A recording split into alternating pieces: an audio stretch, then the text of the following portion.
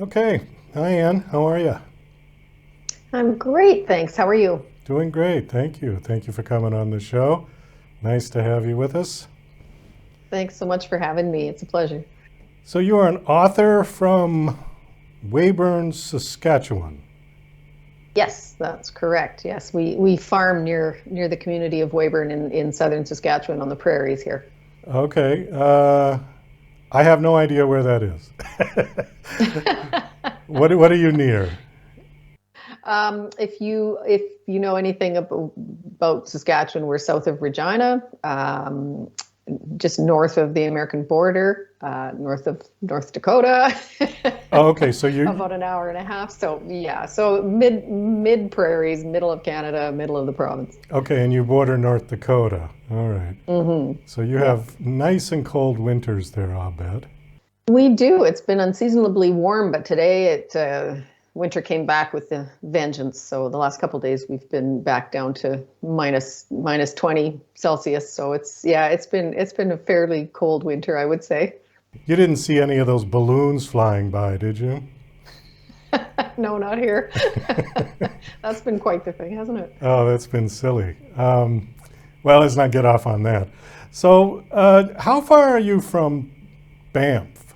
Banff is in Alberta in the Rocky Mountains, and it's about a 10-hour drive for us. Oh, a long way. I have a Okay. son who lives in Calgary, which is just outside of Banff, just this side of Banff, and that seems like a long distance for many folks, but here it's not unusual for us to drive, pretty significant distances to go to the mountains or to go to another city where there might be events happening, just because it's a relatively remote is the wrong word, but not highly populated area, I guess is the way I would put it. Well, I just watched some special last night, and they were doing Banff, and it looked absolutely gorgeous.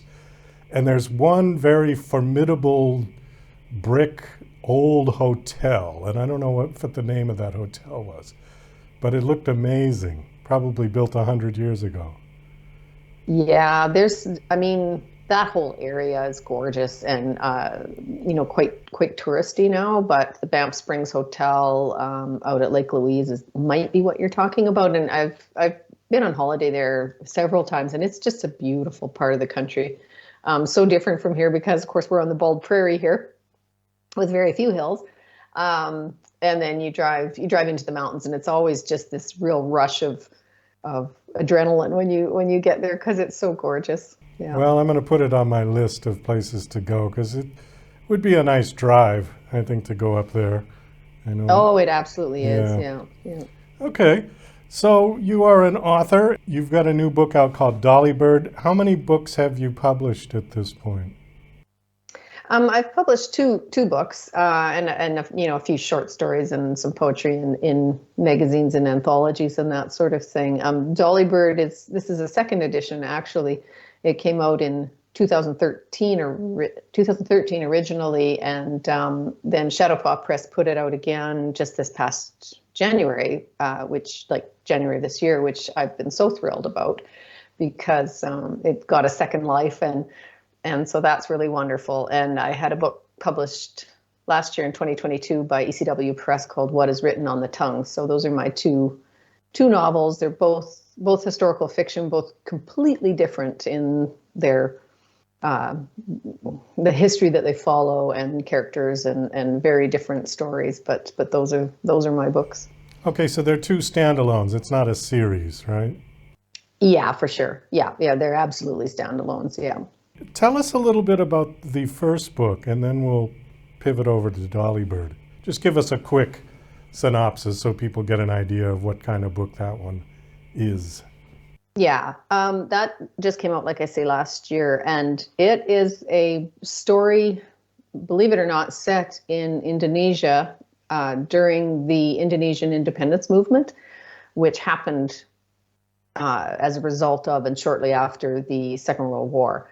And it's the story of one young man's journey through two very different wars, from being occupied in Nazi occupied Holland as a teenager, and then shortly after being liberated, being sent with Dutch forces to basically occupy and take back Indonesia as a colony. And if that sounds like a story that's not well known, it isn't. And the reason that I wrote it is because my dad was there. He was with Dutch forces for 3 years as a young man. And so he lived the trajectory of that story. And once I started researching it, I was hooked on the story and just the ways in which that dilemma for a young man going from being occupied to becoming the occupier would affect a young man. And thinking about my dad having been there and doing the research, it became kind of quite a project for me. So yeah, that's what that one's about. Southeast Asia is a very interesting place. I spent 3 years in Thailand in 2007 to 2010. I lived there, just studying some of the history about how all of those countries were carved up and colonized by everybody was there. The French, the British, the Dutch, the Spanish in the Philippines. And the only one that didn't get colonized was Thailand, which is smack in the middle of everything. And I always found that fascinating that they managed to keep the white colonial invaders out somehow. So I think it was thanks to their king, who was a well-revered man at that time. Yes, and I don't know much about that history, but I do know that it was one of the few, and that like you say, the rest were colonized for 200 years. Oh yeah, prior to the Second World War, and then the Japanese taking over Southeast Asia during the Second World War changed so much, and it gave those independence movements kind of an opportunity to grow. It gave them a kickstart. Happened in Indonesia.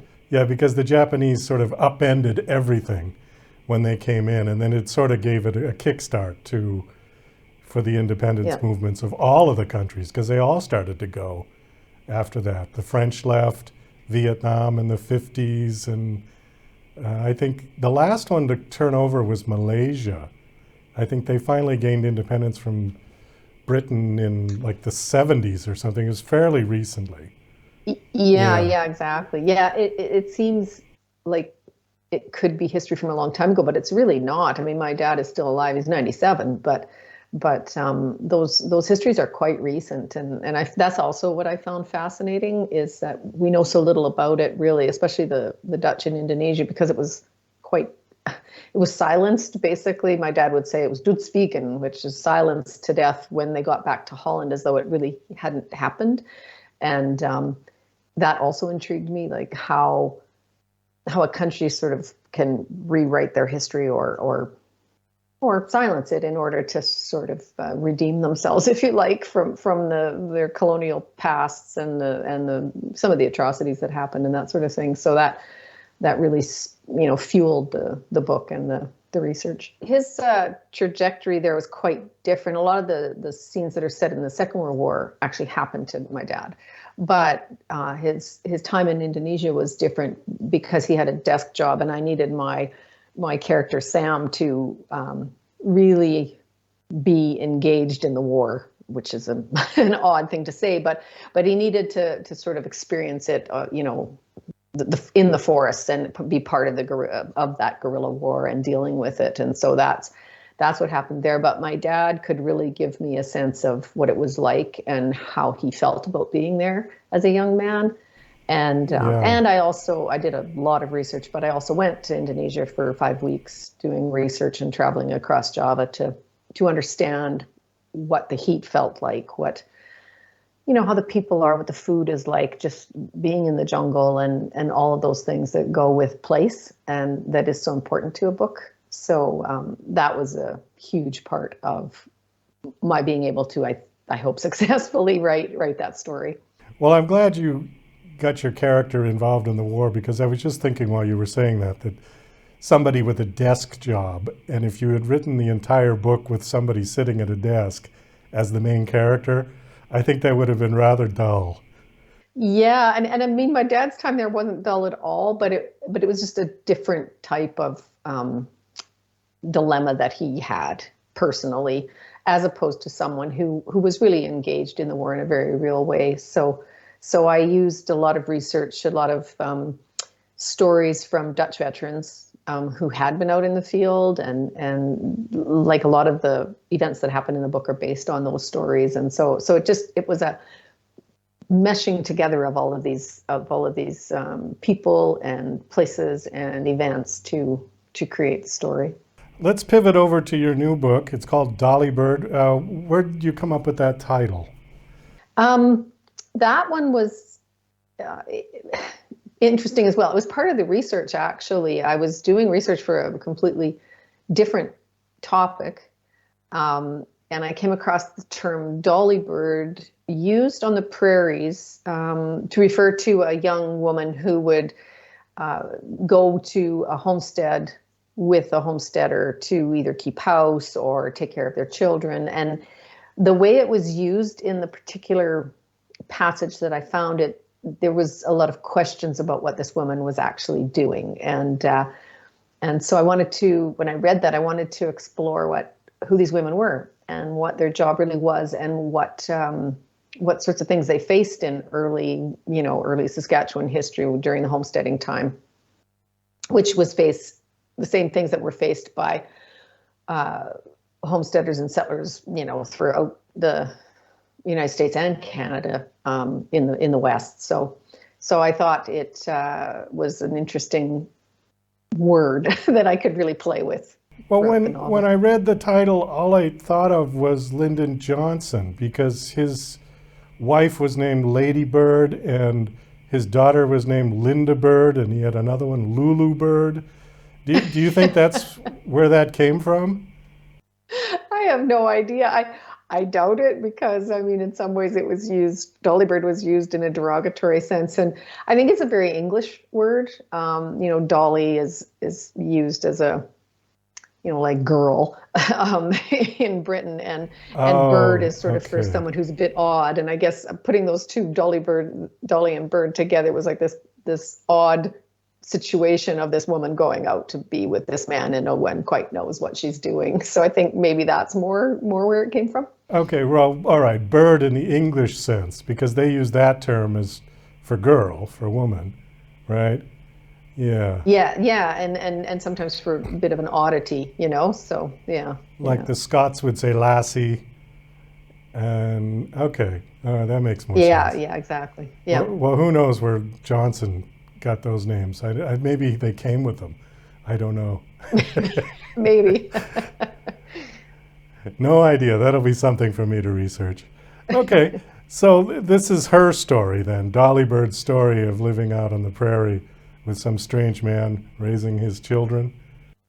It's her name is Moira, my main character, Moira Burns, and she comes from the East Coast and is sent on a train to Moose Jaw, Saskatchewan, by her parents because she is pregnant out of wedlock. And as we know, back then, and even more recent history, that happened a lot, where young women were sent away. And she had been an aspiring doctor in St. John's, Newfoundland, where there was a potential that she could have actually been a doctor, because her father was one and she was studying with him. But when this happened, that changed everything. And, the disgrace, as they would have said, of being pregnant was too much for her mother in particular to bear. So they sent her west and to have the baby and out of sight of everyone. And she ends up in a small town, doing jobs that she never imagined herself doing, and being the beneficiary of the small acts of grace and mercy that come with, communities where people might judge you, but there are also those who will help. And I wanted to explore those kinds of I call them the small mercies that people would have experienced at that time and still do.